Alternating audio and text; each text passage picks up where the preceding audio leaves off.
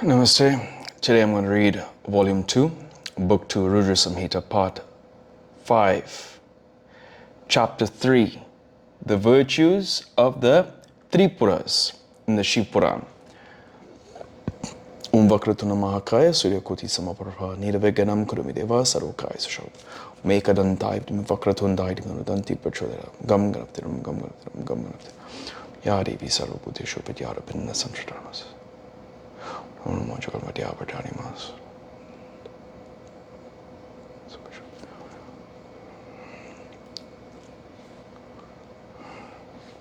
Om Guru Brahma Guru Vishnu Guru Deva Maheshwara Guru Sakshat Hari Om Tat Sat.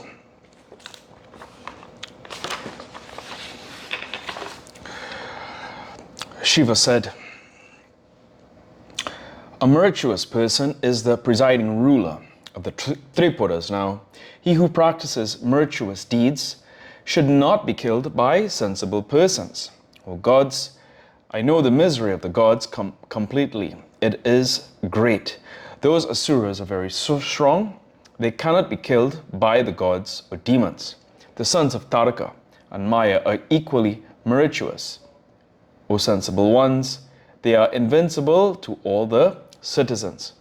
How can I knowingly commit malicious deeds to my friends, though I am hardy and powerful in battles? Even Brahma has said that there is a great sin attending on even casual malicious actions. There are ways of atonement and amends for a Brahmin slayer, a wine addict, a thief, or a person who violates sacred rites.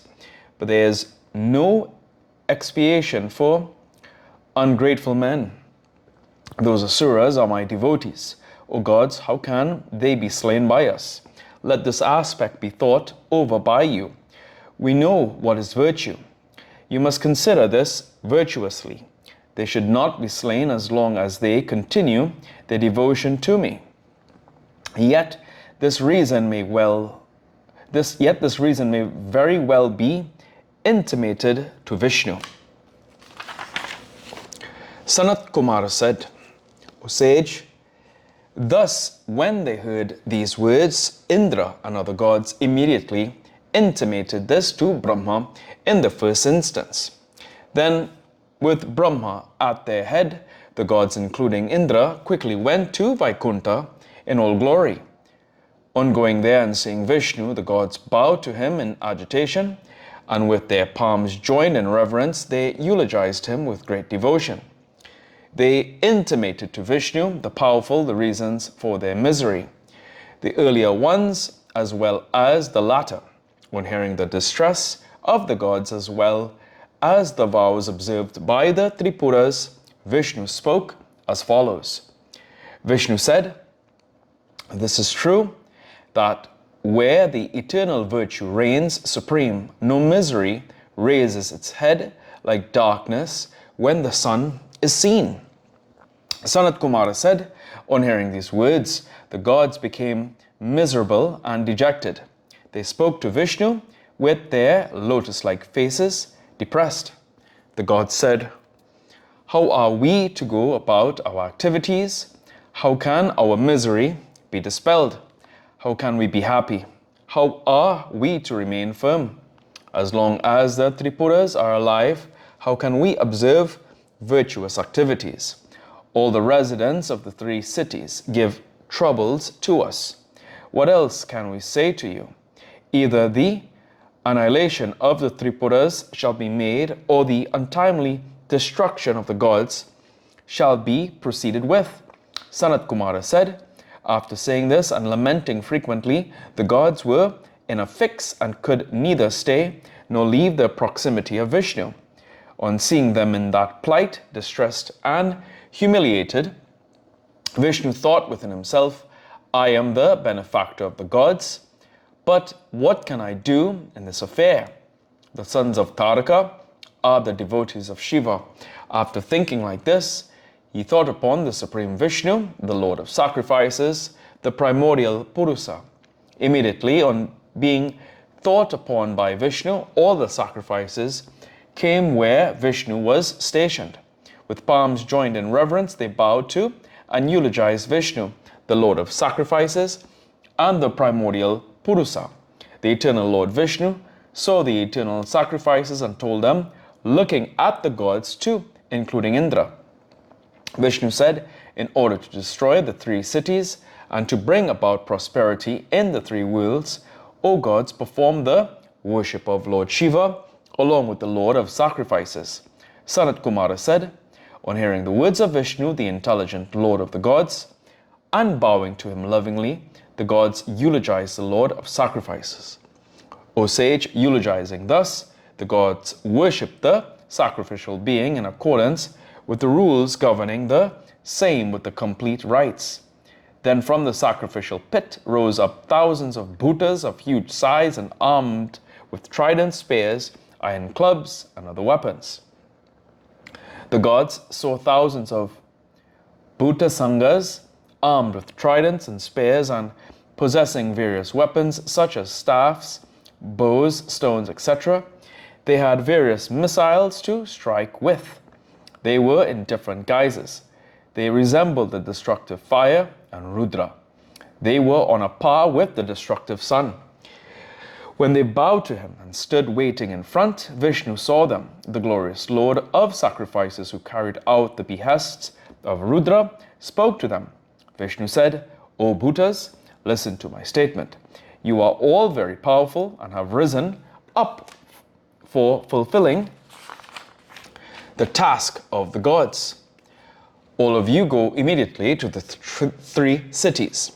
Go there, strike at, break and burn the three cities of the Asuras. O Bhutas, thereafter you can go away as you please for prosperity.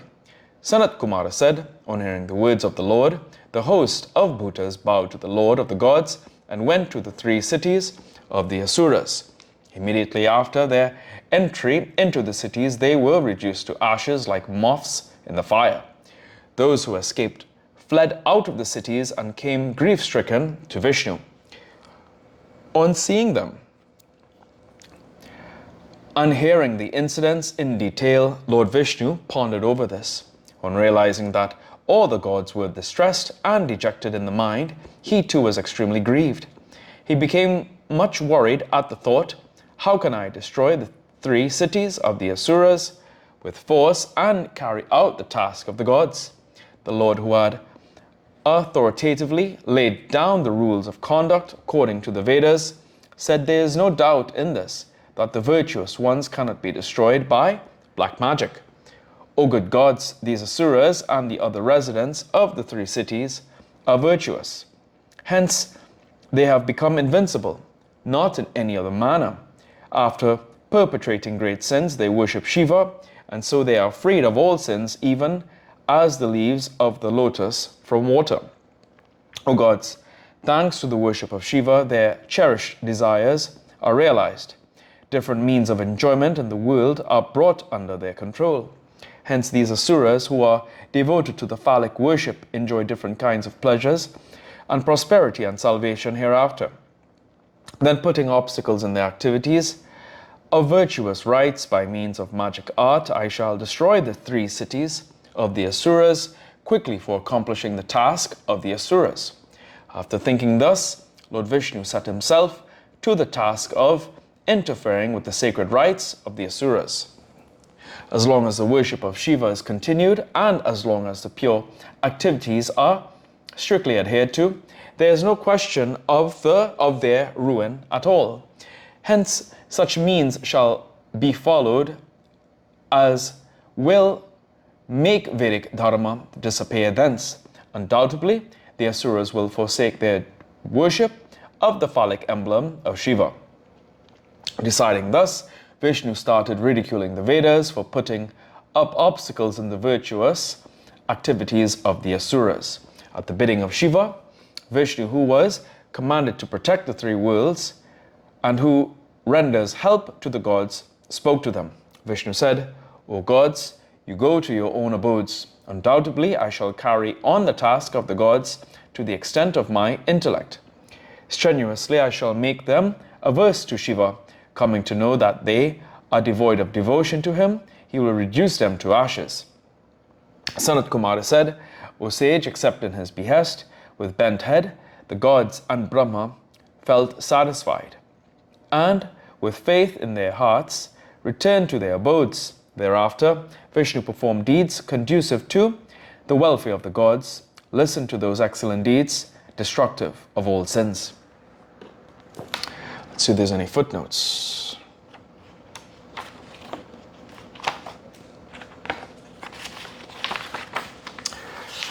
There are no footnotes in this chapter. Here ends today's reading of the Shiva Puran.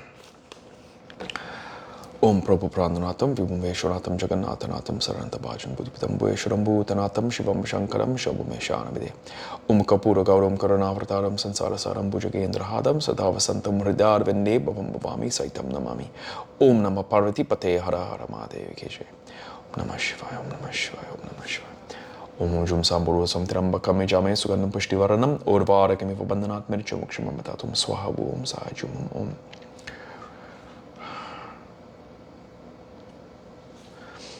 Om Janti Mangala Kali Bhadrakali Kapali Indraga Kashma Shivdatri Swaha Swadha Namastute Om Tua Mata Chapitatmaya Tua Bandusha Chasakatu Tua Vidya Dravinam Tua Sarvam Mama Deva Deva Om Shanti Shanti Shanti Hari Om Tat Sat.